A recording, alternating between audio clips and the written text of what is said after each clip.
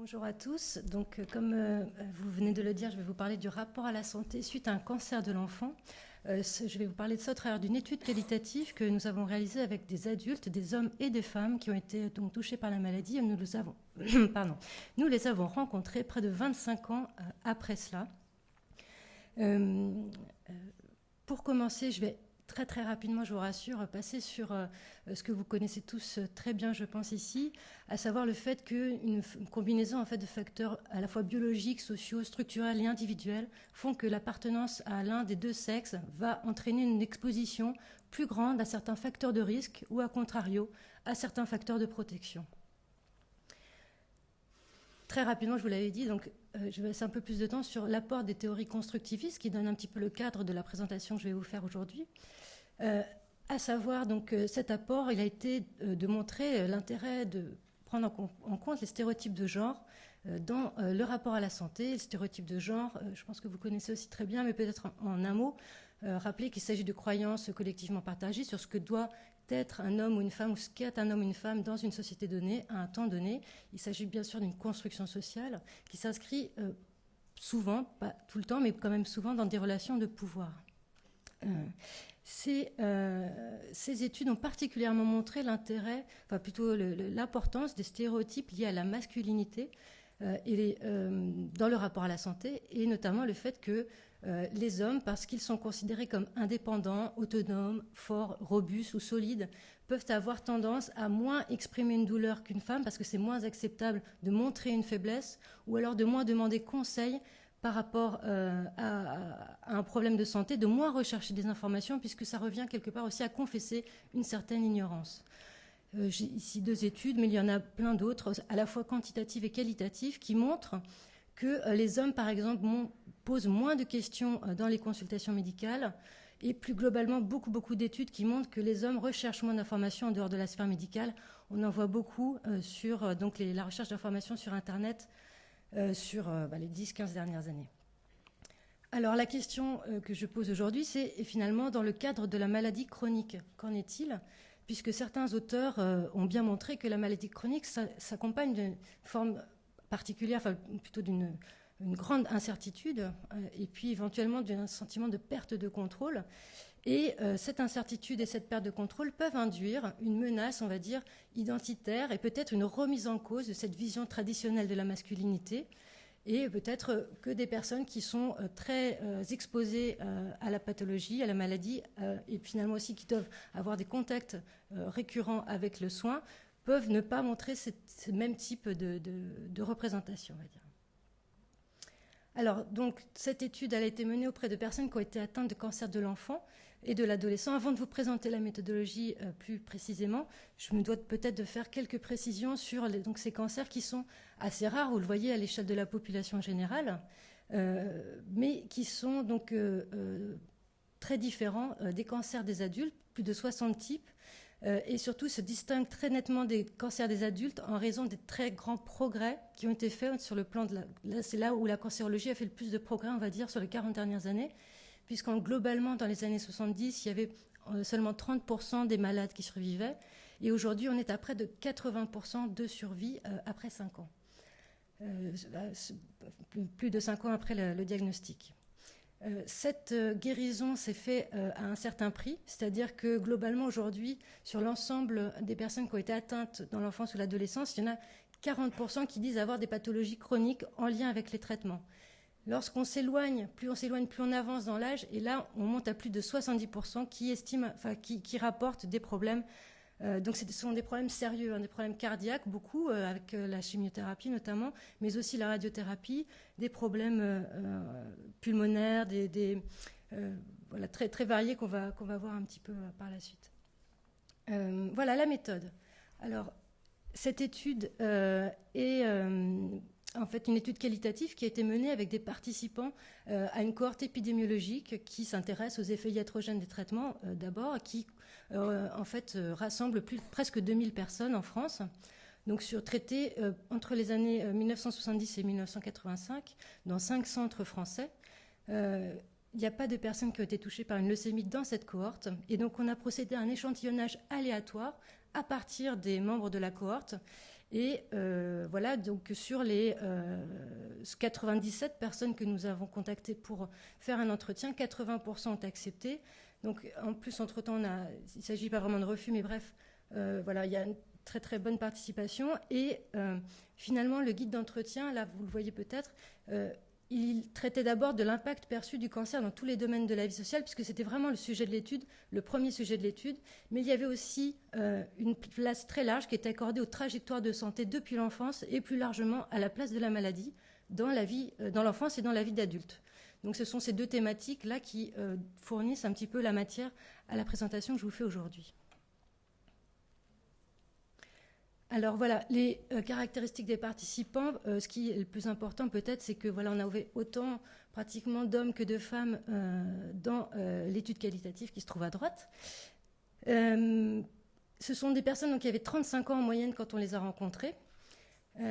3 sur 10 globalement avaient des problèmes d'infertilité, c'est-à-dire qu'elles ne pourraient pas avoir, c'était diagnostiqué, elles ne pourraient pas avoir d'enfants de manière naturelle, mais plus encore, au-delà de la problème d'infertilité, 7 sur 10 en gros nous disaient qu'ils avaient des séquelles somatiques en lien avec les traitements. Donc ce sont des personnes qui ont quand même des trajectoires de santé particulières, ce ne sont pas des personnes qui ont une vie normale, on va dire, puisque vous voyez, même 3 sur 10 vont ou sont allés jusqu'à avoir une reconnaissance administrative du handicap, que ce soit avoir une carte d'invalidité, bénéficier de la RQTH, une pension d'invalidité, l'AH, etc. Alors les résultats s'organisent autour de quatre thèmes que vous voyez ici. En fait, voilà, il y a deux sections. D'abord, ça concerne d'abord la représentation de la maladie dans l'enfance, parce que le premier résultat, en fait, ce qui nous a le plus surpris quand on a fait les entretiens, c'est de voir le silence qui avait entouré la maladie dans l'enfance et après. C'est-à-dire que sur plus de 80 personnes qu'on a vues en entretien, il y en a 42, donc plus de la moitié, qui nous ont dit, voilà, ça a été une forme de silence, on n'en a pas trop parlé. Certains utilisaient même le mot de tabou, voire même, enfin clairement, on comprenait que ça avait été un tabou. À partir de là, certains enquêtés nous ont dit avoir exprimé un certain ressentiment, c'est-à-dire qu'ils ont voulu un petit peu à leurs parents de ce silence. Et là, ce sont essentiellement des femmes qui nous ont parlé de ce ressentiment. À l'inverse, ceux qui approuvaient ce silence de la maladie, ce silence qui a duré, étaient essentiellement des hommes.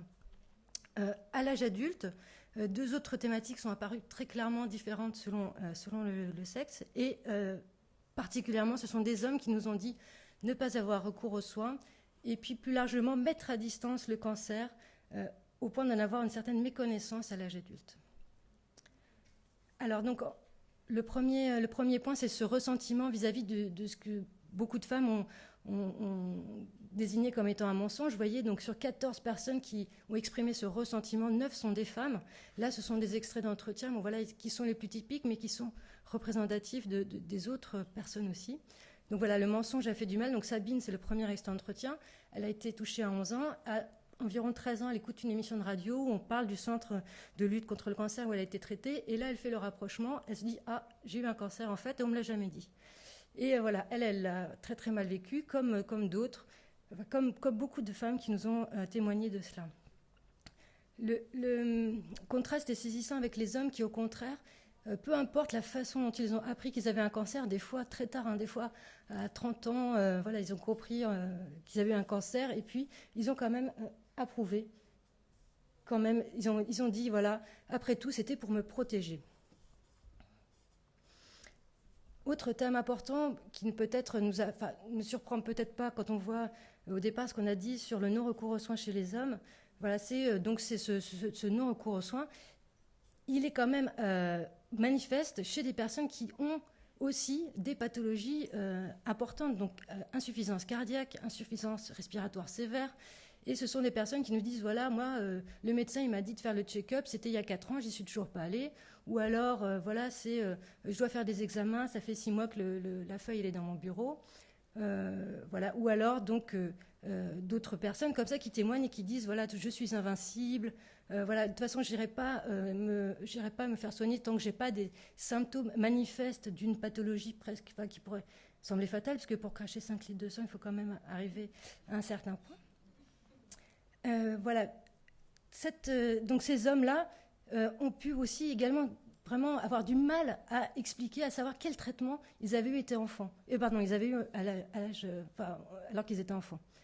Donc voilà, par exemple, Laurent, qui lui en plus a eu le VIH et le VHC à cause de transfusion, à cause de son cancer qu'il a soigné jeune. Donc il dit, voilà, bon, moi je ne sais pas trop en fait ce que j'ai vraiment comme traitement. Et puis de toute façon, voilà, tout ça, j'ai fait comme si ça n'avait jamais existé. Et cette notion d'oubli, elle a toujours été mise en avant par des hommes. Et donc jusqu'au point de, par exemple, donc Cyril, qui lui a eu de la chimiothérapie.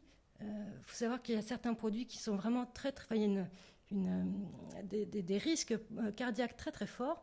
Et donc lui, il a été par exemple recontacté par le Centre de lutte contre le cancer, où il avait été soigné pour dire, voilà, vous avez vraiment un gros risque, on voudrait reprendre un petit peu les choses avec vous, voir quel est pour vous peut-être le meilleur traitement ou le préventif, en tout cas peut-être qu'il y a des choses à faire.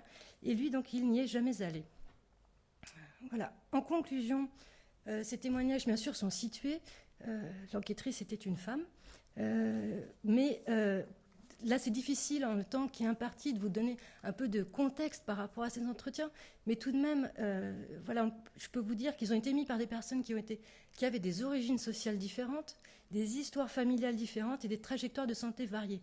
Et donc, on voit quand même dans ces extraits d'entretien une persistance des rapports de genre dans le rapport à la santé, malgré donc cette confrontation très jeune à une pathologie quand même aussi grave que le cancer, et puis au cours de la vie à d'autres pathologies.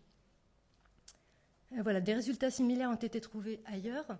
Finalement, voilà, il y a cette citation difficile à traduire en français, mais qui représente un peu vers voilà, ce sur quoi je voudrais conclure, qui est finalement que les comportements à risque des hommes ne sont ni inhérents ni naturels, et que ces assumptions culturelles peuvent empêcher de penser justement ces comportements à risque comme un problème social. Et surtout, ils peuvent faire un obstacle, représenter un obstacle à la prise en compte du genre dans la pratique clinique, dans la relation soignant-soigné, mais aussi dans la fabrication des messages de prévention. Bien sûr, il n'y a pas que le genre, hein, on l'a vu notamment ce matin. La masculinité, en plus, elle n'est pas unique, elle est multidimensionnelle. Et c'est plutôt cette notion de masculinité hégémonique qu'il faut avoir en tête lorsqu'on pense à ces stéréotypes de genre et au comportement à risque des hommes. Voilà, cette masculinité hégémonique, pour certains auteurs, est un facteur de risque clé dans l'étiologie de la pathologie, c'est-à-dire dans la reconnaissance des symptômes et des problèmes. Mais voilà, si on partage pas forcément cette vue-là, on peut au moins penser que cela fournit un cadre dans lequel penser les inégalités liant genre et santé. Merci beaucoup.